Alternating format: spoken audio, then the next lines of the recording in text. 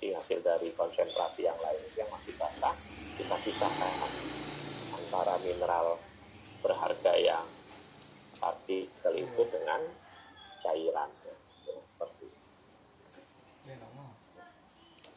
Kemudian yang kedua filtrasi. Nah, alatnya filter. Nah, yang kita dilihat juga ya tadi, termasuk tadi di dapur ya, misalkan parutan kelapa dengan tambah air, misalkan dengan santan, termasuk filtrasi ya kan, seperti itu. Nah, pakai ayakan tapi sangat halus kan lubangnya itu tadi. Nah, itu namanya filtrasi. Nah, kemudian yang terakhir drying. Nah, tadi Bapak bilang drying kalau kita alami ya kita jemur saja di bawah matahari ya, seperti itu. Kalau batu bara peringkat rendah seperti lignite itu ya, lignit ya, itu kan kandungan airnya bisa di atas 40% ya, bahkan bisa sampai 60%, ya, rata-rata 50%. Nah itu kalau kita ingin jadi batu bara kering, maka kita jemur di bawah terik matahari itu 3 kali 24 jam. Nah, tapi dengan catatan tanpa ada hujan ya. Jadi ibaratnya 3 hari lah. Itu secara alami drying. Jadi kalau kita urutkan, drying itu berarti mengeringkan 100% solid. Nah, kalau filtrasi itu sekitar 50% solid, dan thickening itu kemungkinan bisa ya di bawah dari filtrasi ya, tergantung dari alatnya tadi. Ada juga penambahan reagent juga ada di thickening ya, seperti itu. Karena apa biasanya ya, kalau dalam satu alat thickener itu kita aduk, kadang kalau tanpa kita gunakan terjadi lupa koagulan agar dia tidak tidak memberai saat diaduk, itu biasanya kita tambah koagulan ya, atau flokulan gitu, ya. Itu biasanya sulit untuk mengendap dengan baik. Contoh yang mudah itu sebenarnya kita bisa jalan-jalan ke PDAM ya. Mereka juga melakukan proses thickening ya. Dari air mahakam yang coklat susu itu, nah, kita dapatkan jernih, itu proses thickening pada dasarnya. Nah, koagulannya apa? Bisa berupa tawas ya, seperti itu. Jadi ada, kalau kita di rumah tawasnya mereka kurang bisa menghitung, sampai rumah masih coklat ya kan. Itu kita endapkan, di bawahnya ada lumpur-lumpur itu. Nah, lumpur itu kalau proses koagulasinya bagus, dia akan menjadi blok-blok. Jadi kalau kita aduk, dia tidak pecah dengan mudah, jadi bisa kita keluarkan ya, seperti itu proses flokulasi atau koagulasi juga seperti itu.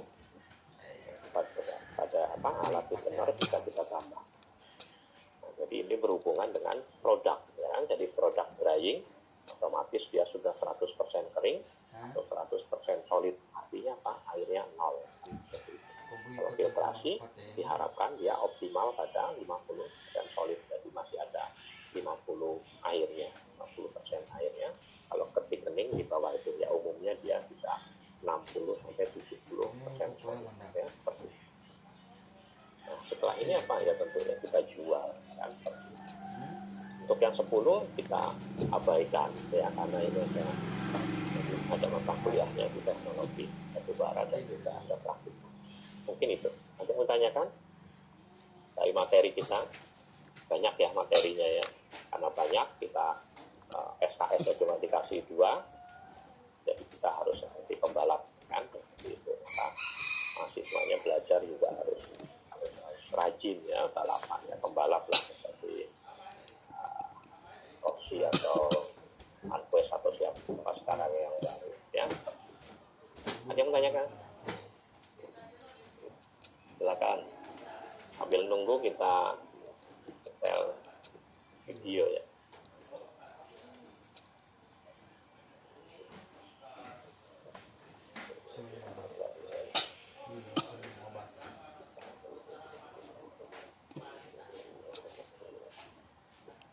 Nggak mau jalan videonya. Minggu depan saja ya. Oke, kalau tidak ada pertanyaan, kita lanjut dahuluan. Kita ngejar waktu pertemuan kita ya.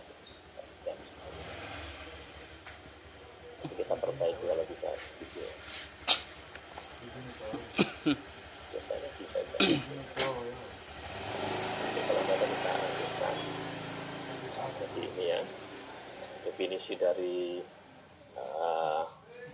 mineral processing ya, bahan galian. Kita lihat ada istilah Inggrisnya yang tadi Bapak bilang tadi, dan pengolahan bahan galian itu mineral processing ya, mineral dressing. Dressing itu dari kata membersihkan ya, mencuci, menghilangkan parting-parting atau juga mineral pengotor dari yang menempel, dan juga mineral beneficiation. Beneficiation itu ya proses membuat menjadi yang berguna ya, beneficiasi adalah proses atau operasi di mana bahan galian diolah sedemikian rupa ya, dengan menggunakan sifat fisik dan fisik kimianya. Nah, kenapa Pak ada fisik kimia? Ini satu kesatuan ya, bukan kita pakai sifat kimia, tidak ya. Sifat kimia tidak kita gunakan, tapi fisik kimia. Contohnya apa? Yaitu tadi yang di magnetik. Nah, itu sifat fisik kimia ya. Magnetik itu elektrostatik juga ya, konduktivitas ya, tadi konduktor atau non-konduktor itu masuk ini. Ada beberapa biji besi yang kalau kita panaskan awalnya dia tidak mempunyai sifat magnetik, setelah kita panaskan dia akan memiliki sifat magnetik. Nah, itu termasuk fisik kimia, psikochemical kalau bahasa apa namanya orang kimianya itu ya, psikochemical. Nah, sifat fisik ya semua pasti punya ya, semua mineral pasti punya sifat fisik, siapa saja nanti kita. Nah, ini sehingga menghasilkan produkta. Nah, produkta itu ada dua ya, ada yang dapat dijual. Nah, ini adalah produkta yang berharga atau Bapak sering menamakannya sebagai valuable mineral ya, value ya, dari kata value nilai yaitu valuable mineral. Dan produkta yang tidak berharga, nah ini biasanya kita buang, ini kita namakan limbah atau bahasa di PBG-nya itu adalah tiling ya, dari kata tile ya, tiling, limbah. Jadi di sini ada produkta berharga valuable mineral, dan juga di sini tidak berharga atau limbah. Dengan tidak mengubah sifat fisik dan juga fisik kimia bahan galian yang bersangkutan. Itulah prinsip dari kata kunci dari pengolahan bahan galian. Jadi menggunakan sifat fisik dan fisik kimia menghasilkan produkta mineral berharga dan limbah ya, tiling lagi, dengan tidak mengubah sifat fisik dan fisik kimia bahan galian tersebut. Ada lagi bahan dari beberapa referensi adalah dengan menggunakan alat mekanis ya, seperti itu oke, nggak ada masalah. Ada lagi yang menambahkan menguntungkan, menghasilkan produknya yang dapat dijual dan menguntungkan ya, pasti ya kita akan proses itu kan tujuan utama pasti ke nilai ekonomis ya, tapi prinsipnya adalah ini dari beberapa buku ya yang sudah singkat saja. Ditambahkan boleh dengan menggunakan peralatan mekanis yang boleh yang dan menguntungkan apabila kita jual dan seterusnya juga boleh. Jadi prinsipnya ini. Ada yang mau tanyakan sampai sini? Nah, sekarang kalau kita ujian ditanya definisi PBG, nah, yang sedemikian rupa ini yang akan kita jelaskan ya. Kita jelaskan sedemikian rupa. Kita belajar itu untuk mempelajari ini ya, sedemikian rupa ini. Karena itu tadi Bapak bilang dari komoditas tambang saja kita sudah punya 5 ya kan, yang berkomptak logam, batu bara dan satuan gitu kan. Nah, seperti apa proses sedemikian rupa ini pada atas itu tentunya akan berbeda-beda ya, untuk memisahkan apa namanya nggak ada yang kita lihat dapat stop dulu nanti yang lain.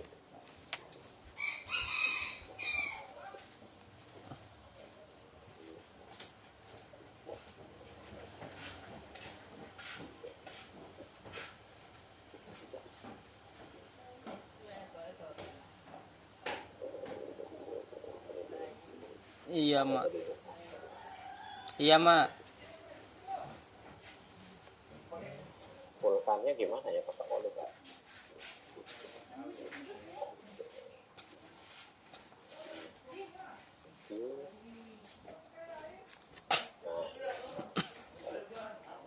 sama nggak beban ya.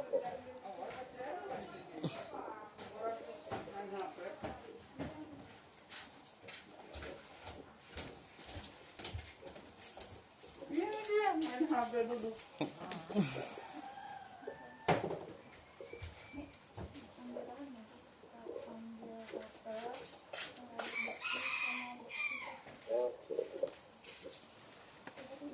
Nanti lagi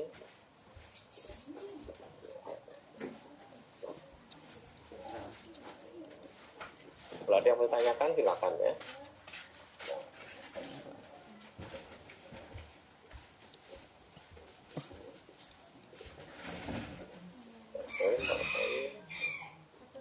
Bapak lupa.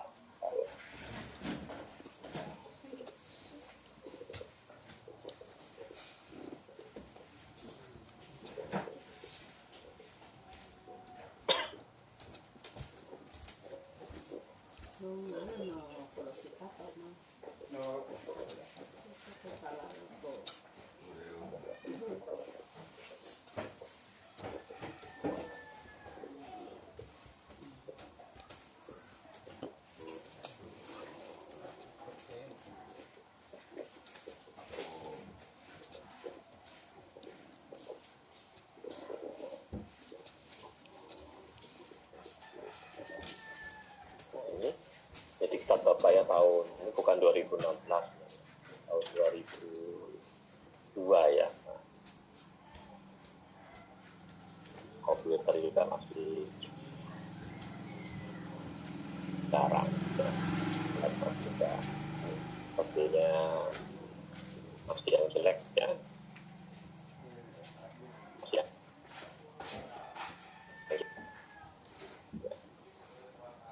silakan di zoom ya kalau mau itu.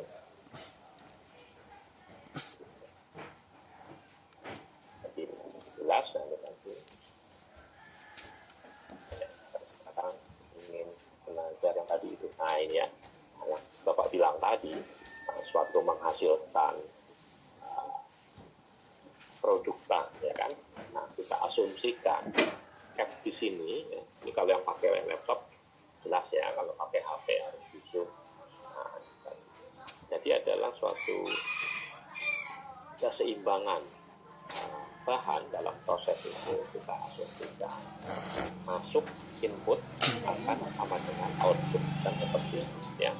Input itu adalah bahan galian yang akan kita proses sama dengan outputnya itu adalah produkta tadi yang didefinisi tadi. Nah, jadi kalau di sini kita pengolahan kita pakai istilah inputnya itu adalah umpan proses umpan processing ini PBG ini. Nah, itu dari kata terjemahan fit itulah, jadi ada notasi F besar yang F besar di sini. F akan sama dengan output. Nah, outputnya apa tadi adalah mineral berharga. Mineral berharga di sini kita namakan sebagai konsentrat. Nah, itu tadi ya. Dari bahasa Inggris juga adalah C ya, konsentrate. Nah itu terakhir C. Nah, maka F sama dengan C plus T. T ini tiling tadi, limbah. Jadi inilah yang dinamakan sebagai material balance. Ya, material bahan balance, neraca atau keseimbangannya itu neraca bahan ya, atau keseimbangan bahan. Maka di sini adalah huruf besar semua, artinya kita mengartikan itu adalah dia jumlah atau juga satuan berat dari suatu notasi ini. Jadi kalau F besar maka dia berat material umpan ya, seperti itu, atau umpit tadi. Nah umumnya adalah ton, kilogram boleh Pak, boleh ya, apapun boleh. Jadi Bapak bilang tadi satuan berat, ini sebagai contoh adalah kita pakai ton yang itu ya, seperti itu. Kemudian C besar adalah berat material dari konsentrat mineral berharga itu ya.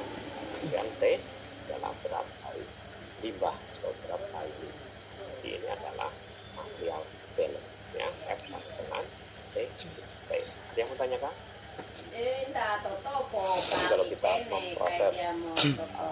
ton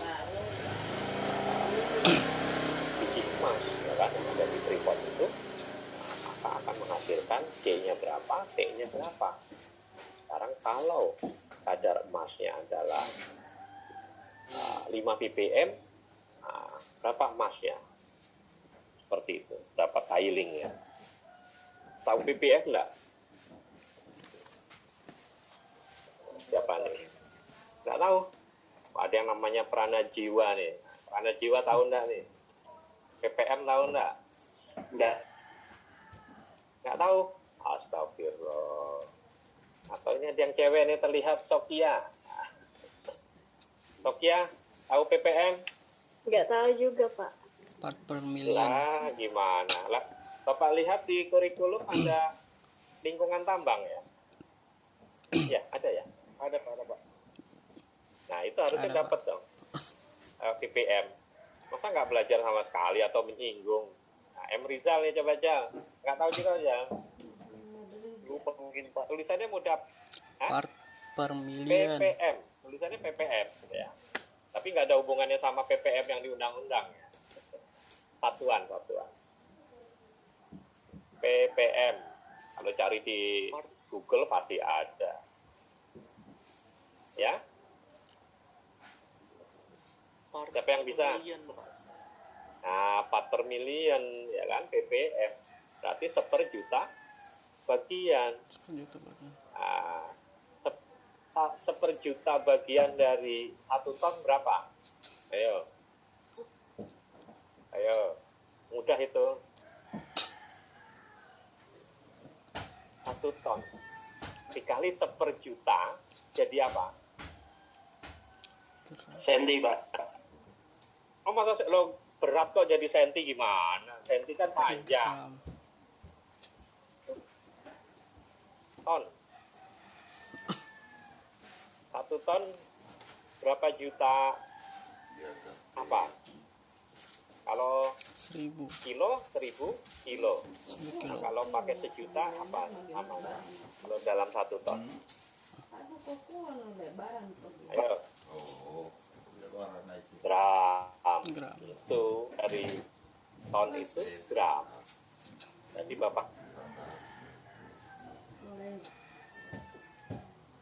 Bapak bilang kadarnya C itu ya. Lah, ada 9. Tapi rata-rata informasi yang Bapak baca itu dia rata-rata 5 sampai 5,5 ya, rata-rata keseluruhan. Walaupun memang ada yang tinggi ya, seperti itu pada suatu lokasi. Nah, artinya apa? Dalam 1 ton itu kita bisa mendapatkan C besar ini, emasnya tadi itu hanya 5 gram. Bayangkan. Nah, itu tadi. Ya kan? Makanya sekarang bisa menjawab kalau ditanya orang tuanya. Nah, kenapa emas kok mahal? Di ilmumu diajarin enggak? Nah, itu bisa dijawab dari situ. Ya. Karena kadar emas yang sangat rendah.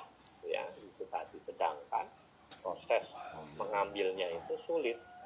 Nah, belum mengolahnya. Nah, jadi kalau ada 5 ppm, artinya kita hanya bisa mendapatkan 5 gram dari 1 ton batuan biji besi, biji emas. Nah, bahkan yang dinunukan, yang Bapak Bapak Amdal itu dia hanya 2,5 ppm. Artinya hanya ada 2,5 gram per ton. Ya, ada yang dari nunukan? Ada ya.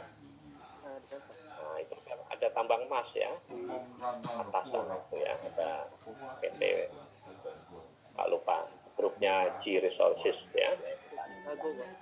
Ya, Sago Prima. Itu Bapak ikut tim Amdalnya ya beberapa kali. Nah, itu juga rendah ya, seperti itu. Nah, itulah kenapa jadinya emas mahal ya. Nah, tapi dalam 1000 kilo tadi, dalam 1 ton, kalau di Freeport itu kan yang utamanya dia ada tembaganya, ya, ada kuplumnya, CU-nya. CU-nya berapa? Nah, itu tadi. Kalau informasi yang Bapak baca juga, ya bisa-bisa sampai mendapatkan 200 kilogram sampai bisa juga ada yang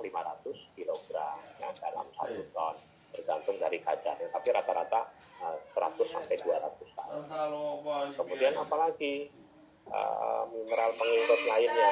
Dulunya ada emas, biasanya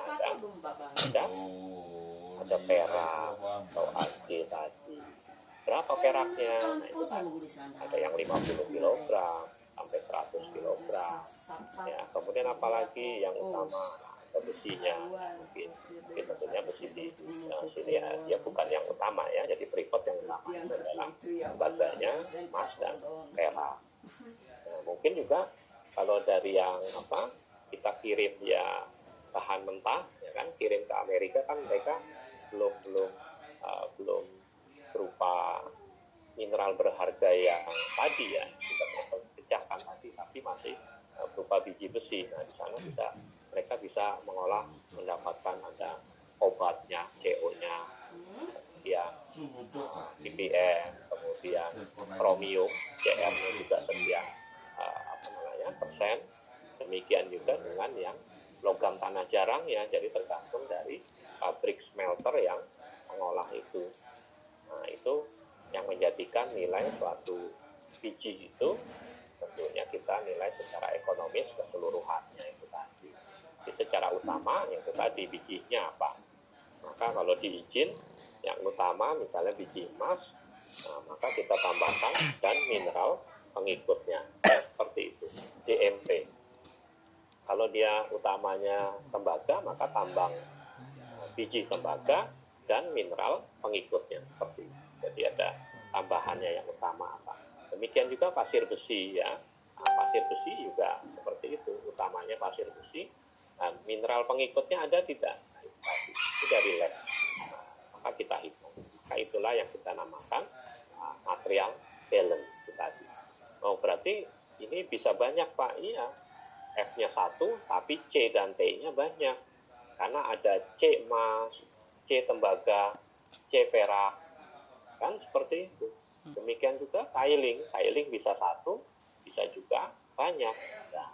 Nah, apakah kita sanggup kalau belajar PBG-nya dengan banyak C dan T? Nah, Bapak sudah coba ya ke kakak kelas kamu yang dulu-dulu itu, kita nggak sanggup.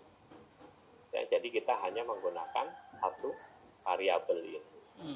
Lebih mudah. Bapak rasa kampus lain juga hanya satu. Kalau sudah lebih dari satu biasanya di S2. Ya. Oke, sekarang kita lanjut. ppm sudah tahu berarti ya. Part per million. Sudah ya. Atau gram per ton. Itu sama. Harusnya di lingkungan tambang itu dibahas ya kan. Terutama pada limbah tadi. Jangan hanya persen ya. Nah, satu lagi adalah metallurgical balance. Nah, kita tambahkan huruf kecil. Jadi F besar dikali F kecil. Nah, sama dengan produk tanya adalah C besar dikali C kecil ditambah T besar dikali T kecil. Apa T kecil? Nah ini. Nah, yang kecil-kecil ini adalah menunjukkan suatu kadar. Itu tadi. Kadar tadi emasnya 5 ppm, tapi F-nya di sini 5 ppm ya. Kalau kita persenkan berapa? Nah, boleh juga. Kemudian C ini kadar konsentrat yang akan dihasilkan nanti. Nah, itu tadi kita bisa hitung. T-nya kadar tiling. Artinya kadar tiling ini masih banyak yang jadi T kecil atau T besar dan T kecil. Jangan lupa limbah ini juga masih mengandung mengandung mineral berharga, tapi dalam jumlah yang kecil, ya seperti itu. Itu yang harus kita pahami. Ya, jadi F kali F itu berarti sudah berat dikalikan kadar. Nah, C kali C itu juga berat sudah dikalikan kadar, ditambahkan T kali T itu juga berat dikalikan kadar. Tapi kalau F besar dikali F kecil jadinya apa? Ayo, siapa bisa?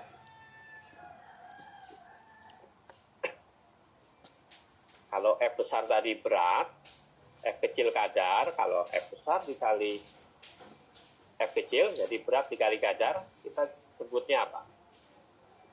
Tadi, yang 5 gram tadi, nah itu tadi. Mineral berharga, kita sebutnya apa? Ada yang namanya foto ya.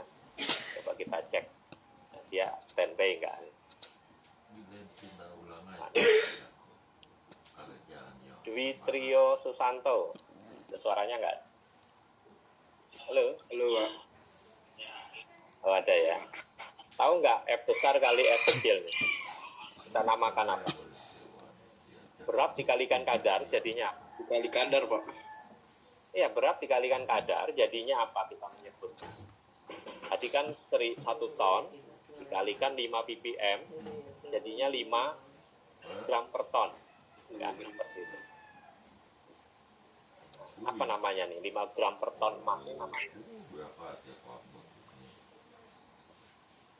Ya emas ya, tapi secara umum apa? Nah, itu tadi makanya F kali F, C kali C, T kali T. Tahu enggak? Kalau enggak tahu yang lain. Siapa nih?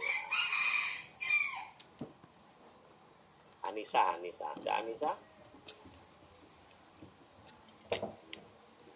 Halo? Oh, enggak ada. Nah, lagi ke pasar ini kayaknya. Irfan Sauri. Iya, Pak. Halo? Iya, Pak. Tahu enggak F besar kali F kecil?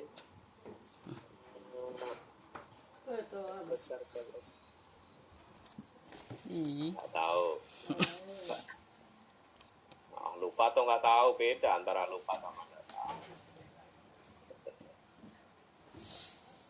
Itu siapa nih ya?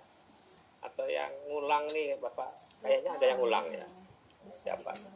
Putri Febrian, ya betul. Mbak Putri Febrian. Oh, nggak ada suaranya, ke pasar juga. Pak, Oh ada, oh iya. Ngulang ya Mbak Putri Febrian. Halo, iya Pak, jelek jaringan anu ngulang nilai apa? C Pak. Oh C, wah hebat ya, C diulang. Itu kalau F besar dikali F kecil jadinya apa? Kita menyebutnya kadar. Mineral berharganya, tapi kita sebutnya apa? Kan juga ilmu tambang. Ya. Sudah sering Bapak bilang. Nggak tahu? Lupa Pak. Lupa. Terus siapa lagi? Siapa yang bisa?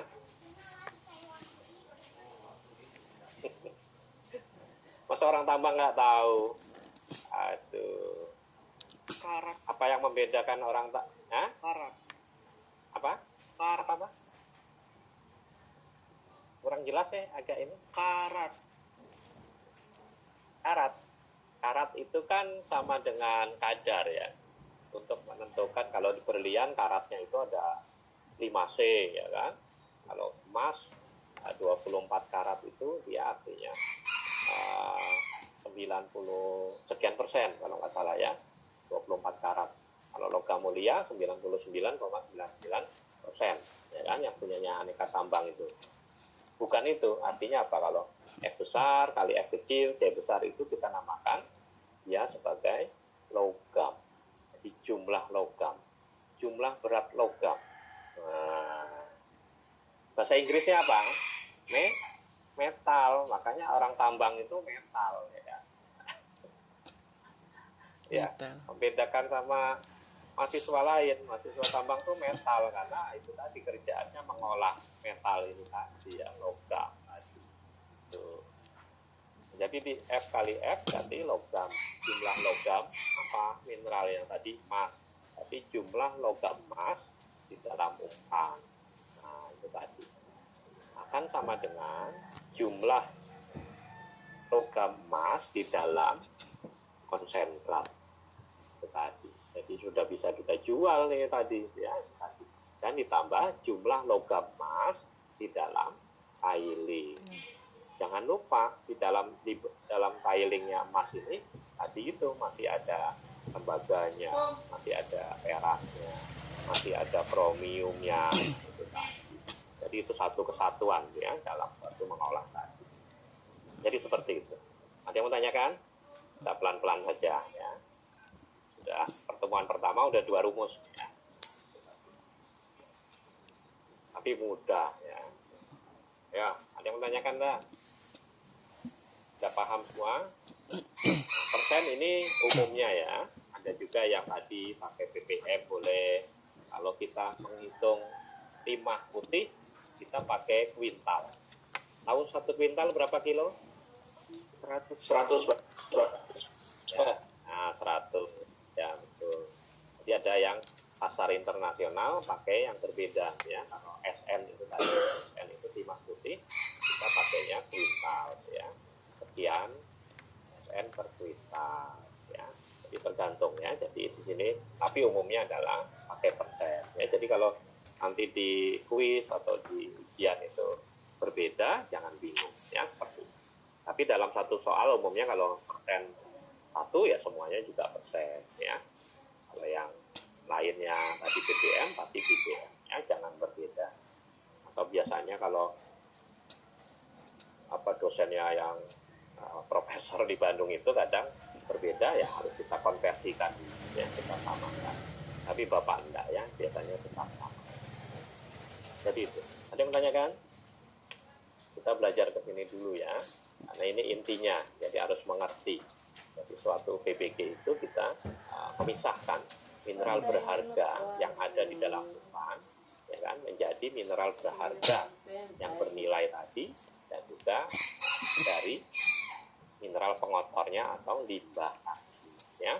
Tapi jangan lupa, di sini harus kita optimalkan sampai tidak ada mineral berharga yang lainnya tadi atau mineral pengikutnya. Jadi sudah benar-benar limbah, baru kita buang menuju ke disposal ya.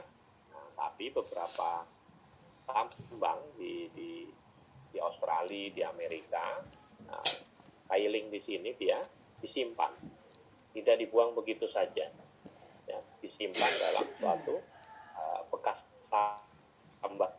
Jadi kita akan sebagai backfilling ya, atau pengisian luka